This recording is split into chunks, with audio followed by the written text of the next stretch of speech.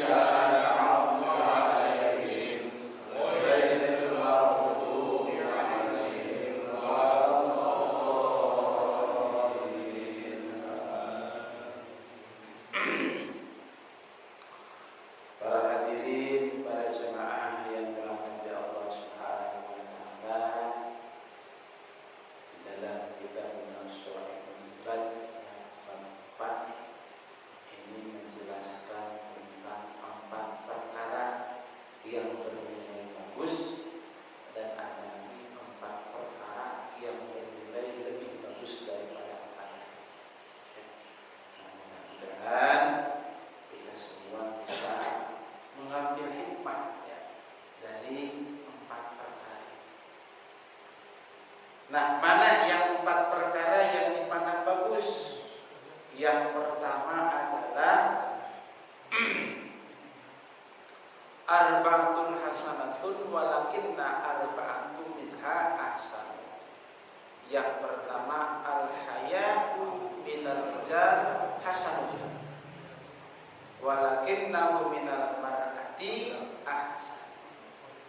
Jadi rasa malu Pak ya yang ada di dalam diri kita itu ternyata ini akan berdampak positif ya.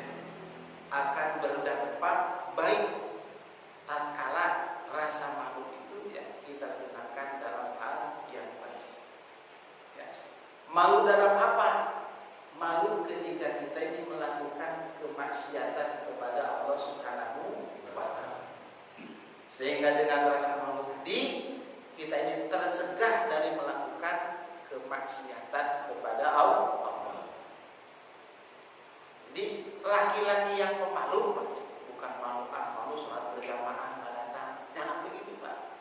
Malu di depan di sok depan mah bukan begitu. Tapi malu ketika kita melakukan kemaksiatan. Malu tatkala tidak berjamaah, hebat itu Pak. Malu tatkala tidak sholat, luar biasa, dosa malah tidak sholat bapaknya ya. Jadi malu ketika kita melakukan kemaksiatan sehingga tercegah ya, diri kita dari kemaksiatan tadi. Nah, ini merupakan sesuatu yang bagus. Makanya para hadirin para jemaah di sini jelaskan al-haya'u minar rijal, malu dari golongan laki-laki itu bagus. Walakinnahu minal mar'ah ahsan.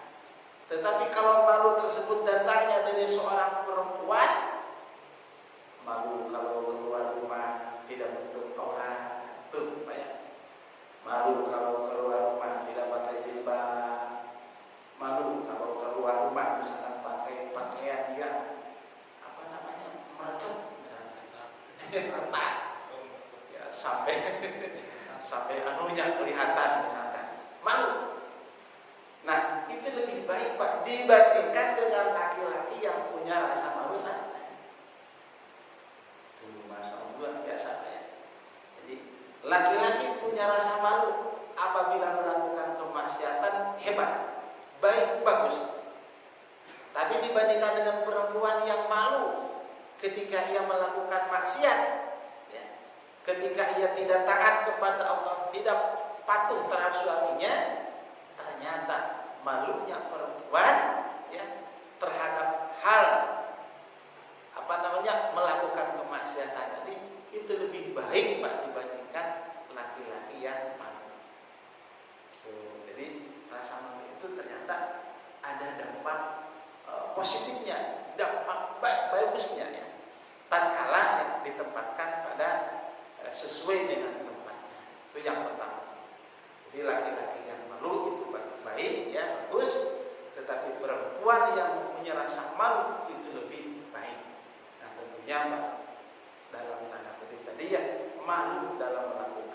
kemaksiatan kepada Allah, malu dalam rangka tidak taat kepada Allah Subhanahu wa taala. Itu yang pertama. Yang kedua, wal adlu min kulli ahadin hasanun. Jadi kalau misalkan kita ini berbuat adil kepada istri, berbuat adil kepada anak kita, yang berbuat adil kepada diri kita, karena diri kita juga harus diperlakukan dengan adil. Mata nih, ya, mata. Adilnya kita terhadap mata kayak gimana? Kalau misalkan kita waktunya tidur, ya, usahakan istirahat supaya bisa waktunya sholat subuh kita bangun, gitu Pak ya. Badan ini juga ada haknya. Jangan sampai misalkan badan kita sudah lelah terus aja diporsir sehingga apa? Jatuh sakit. Nah, itu juga kurang bagus. Pak, jadi harus adil, ya, memperlakukan diri kita yang terhadap diri kita juga harus adil, terlebih kepada orang lain. Nah, berlakunya adil terhadap orang lain, Pak, dari diri kita itu bagus. Wa minal umaro ahsan. Akan tetapi adilnya dari pemerintah, Pak, pemerintahnya adil, jujur misalkan ya. Nah, ini lebih bagus, lebih baik. Nah, jadi yang pertama tadi, Pak, malunya seorang laki-laki itu baik, tapi malunya seorang perempuan itu lebih baik. Adilnya seseorang itu bagus, tapi adilnya pemerintah itu lebih baik. Itu yang kedua. Yang ketiganya, wa minash wa taubatu minasyai'i hasanun. Jadi kalau misalkan ada seseorang umurnya sudah 50 tahun, 60 tahun, 70 tahun, ya, awalnya dia tukang bajidoran, ya, kalau ada orang masih nyawer, misalkan ini ya, nyawer uang di sebar, misalkan ya, kalau ke bininya mah boro-boro begitu misalkan, ya, dibalik. Kalau ke istrinya pelit, karena pelit, tapi kalau nyawer, waduh, ya, luar binasa, misalkan ya, ya, mabok, judi, zina, ya, ada, misalkan. Nah, kemudian dia taubat kepada Allah Subhanahu wa taala. Lah, saya mau berhenti. Walaupun misalkan uang ada, badan masih sehat, saya mau berhenti melakukan kemaksiatan. Taubatlah ia. Yang awalnya rajin, misalkan ya, melakukan maksiat, sekarang diubah, rajinnya datang ke masjid, datang ke mushola, datang ke majelis taklim, hadir di majelis dzikir, tobat, benar-benar tobat. Ya. Jadi kalau ada orang tua tobat, ya, rajin ke masjid, rajin sholat, rajin ngaji, rajin dzikir, itu hebat, bagus. Ya. Akan tetapi walakinna minasyabab ahsan. Ya. Kalau tadi misalkan orang tua yang awalnya tukang bajidoran, Pak ya, kemudian ia tobat, bagus. Tapi kalau ada anak muda, Pak ya, umurnya masih sedang-sedangnya misalkan ya, badan lagi gagah-gagahnya, kerja lagi maju-majunya misalkan, ya. Kemudian ia rajin ke masjid, rajin ke mushola, rajin taklim, rajin zikirnya, rajin baca sholawatnya, rajin baca istighfarnya, rajin infak dan sedekahnya. Ternyata Pak, kalau dibandingkan ya, antara orang tua yang tobat dengan yang masih muda tobat, itu lebih baik orang muda yang taubat kepada Allah Subhanahu wa taala. Kalau yang sudah selayaknya, apa ya? Sudah sepantasnya. Ya, karena mau kemana lagi? Jadi orang yang tua taubat hebat, bagus. Tapi yang lebih hebat lagi adalah anak muda, orang muda, umurnya lagi gagah-gagahnya misalkan ya. Nah, ia rajin beribadah kepada Allah Subhanahu wa taala. Itulah orang yang hebat. Nah, mudah-mudahan para hadirin para maksudnya hebat dalam ibadahnya, Pak ya. Rajin ibadah kepada Allah Subhanahu wa taala. Karena yang namanya masa muda itu akan ditanya, Pak. Ya. Kita ini la tazulu qadama 'abdin hatta yus'ala an umrihi fima afnahu. Jadi tidaklah bergeser telapak kaki seorang nanti pada yaumil kiamah sehingga ia akan ditanya tentang umurnya, Pak. Digunakan untuk apa umur itu. Akan ditanyakan pula ya, tentang hartanya.